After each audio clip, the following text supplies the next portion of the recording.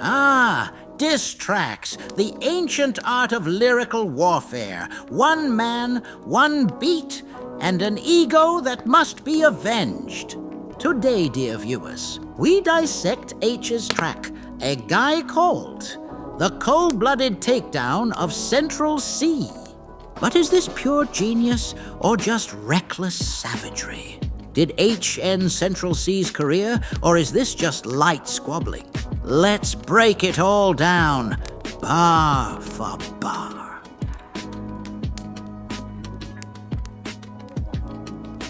Influencers. They ain't contenders. Jump in the booth for something to do. Took the Brits straight back to the ends, and a little bit of bush got put in a zoot. Roll round with all of your helpers, looking like elves. It's funny and true. You got more money than all of your elders? Lucky for me, I'm younger than you. Ah, a classic credibility takedown.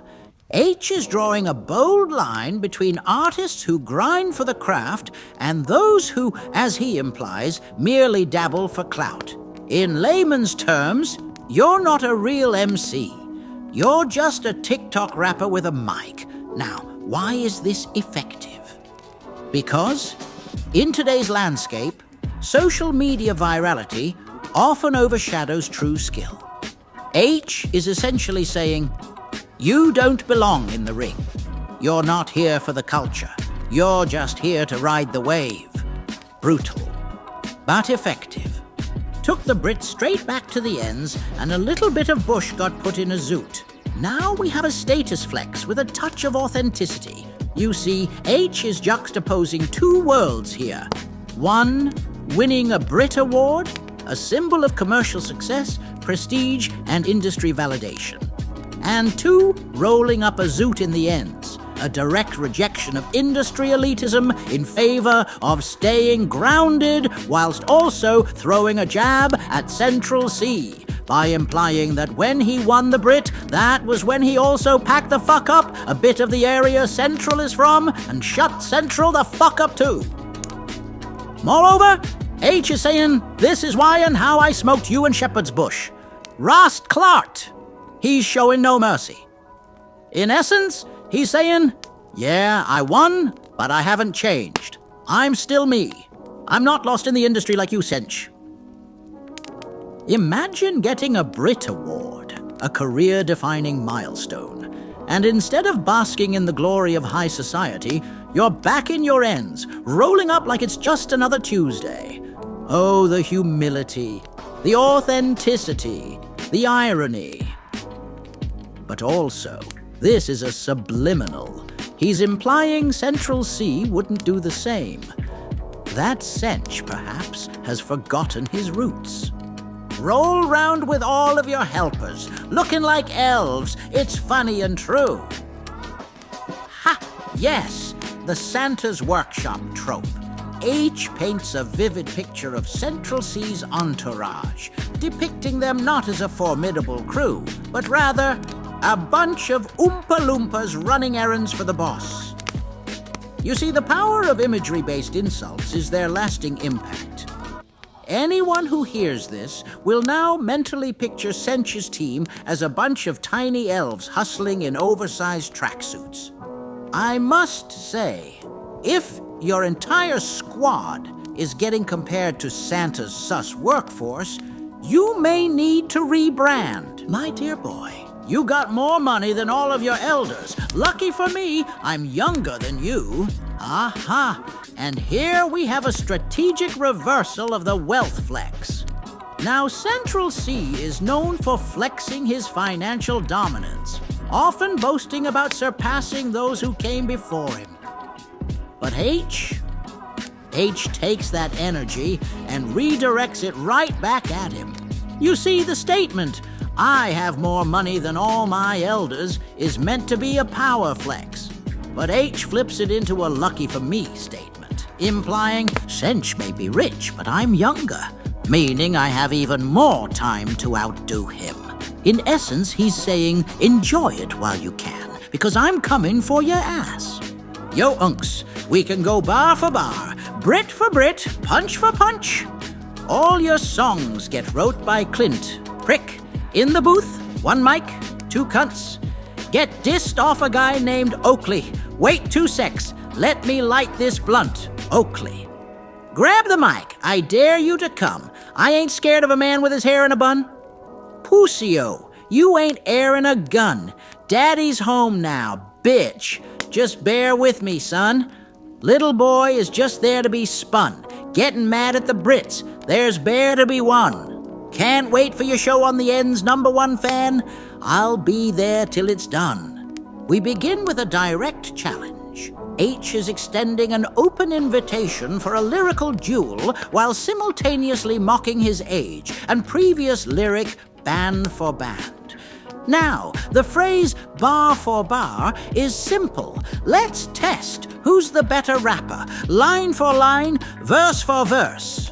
Then he ups the stakes. Brit for Brit. You see, both Aitch and Central Cee are Brit Award winners. But Aitch is taunting Sench here, implying that his wins hold more weight, as if Sench's are undeserved. In other words, you want to talk accolades, we can put those on the line too, fool.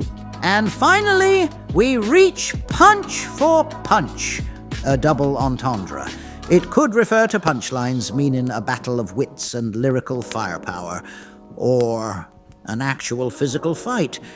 Though based on Sench's usual demeanor, we both know this would be settled in the booth, not the ring. Ladies and gentlemen, the challenge has been issued. Will Central Cee accept? No, he won't. All your songs get wrote by Clint.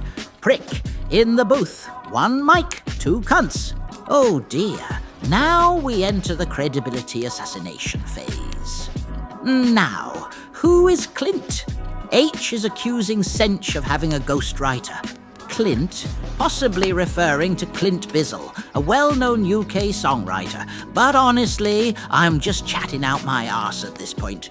I ain't got a fucking clue. Anyway, as I was saying, Aitch is calling out Sench for not writing his own material. And let me tell you, in rap culture, this is a death sentence. But in Gen Z culture, it's perfectly acceptable because my fellow Gen Zs only care about how fakeness can benefit them. But I digress. Continuing on, the booth is meant to be a place of authenticity and skill. Aitch is stripping that away from Sench, saying, "You're not a true MC. You rely on another man's pen. You and Clint share the mic, so who's really the rapper here?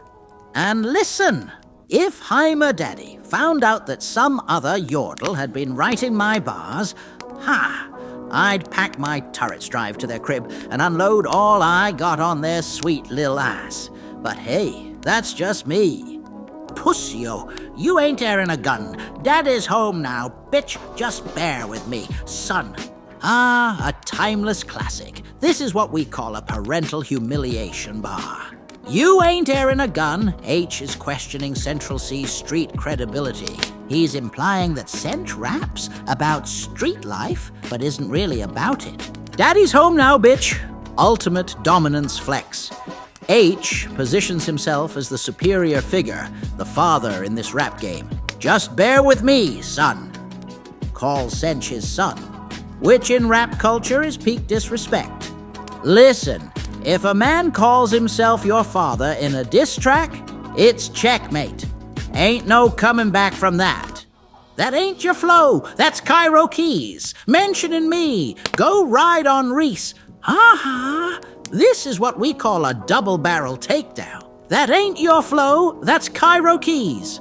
Aitch accuses Sench of stealing his flow from Cairo Keys, a lesser-known UK rapper, an ex-close friend until they fell out. Calling out flow biting is a huge violation in rap. Go ride on Reese. Aitch brings up street beef, reminding Sench of his past feud with Digga D. This is a dangerous bar, because Aitch is implying Sench is more focused on rap beef than handling real-life situations. And if there's one thing you don't want in UK drill, it's someone questioning your realness. You want to know why? 'Cause they're all fake and liars anyway, so they all have to do their best to keep up the charade. The only real brother around here is me, your boy MC Heimerdinger. Your manager's 40, wearing a mask. Are you mad? I ain't trying to be like YBs. Now, here's where Aitch doesn't just attack Centch, he goes after his whole camp. Your manager's 40, wearing a mask. Roasting Centch's manager for being older and rocking a signature mask whenever he's out in public. Aitch feels like this is childlike, coming from someone who's that old, and that he should start dressing his age and not like the young men, including Centch, that he walks around with.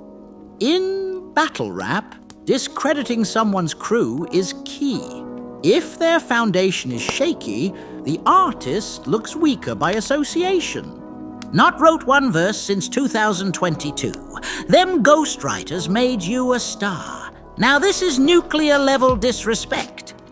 Not wrote one verse since 22.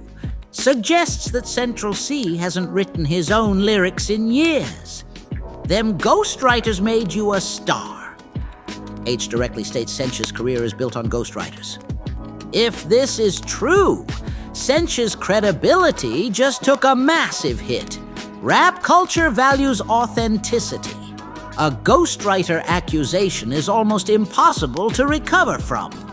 Unless Centch drops a response with hard proof that he writes his own bars. This allegation could stain his legacy. I doubt it will, though, because like I said before, no one cares about authenticity anymore. The game's the game, I guess. You got 100 man on your payroll, stood at the Brits and none of them voted. Oh dear, this is savage in its simplicity. 100 man on your payroll implies Centch has a massive entourage full of yes men. Stood at the Brits and none of them voted. Calls out Centch's lack of support from said yes men when it comes to the big stuff, implying they just use him for the paycheck. So you got a whole army behind you, but when it came time to vote, they didn't bust case? Blast nozzles. That's gotta hurt. Madeline ain't your ex. No, that's your cousin, huh? The resemblance. Ah. Wait a moment, what did he just say? Madeline ain't your ex. That's your cousin. What the bomba? If this is true, then the internet is about to explode. Damn. Accusing a man of dating his cousin in a diss track? This ain't just rap beef. This is ancestral violation. Quite literally, might I add. And there we have it. The breakdown of Aitch's Central Cee diss track. I hope you enjoyed. Subscribe and tell me which songs you'd like me to cover next in the comments. Okay, love you, bye.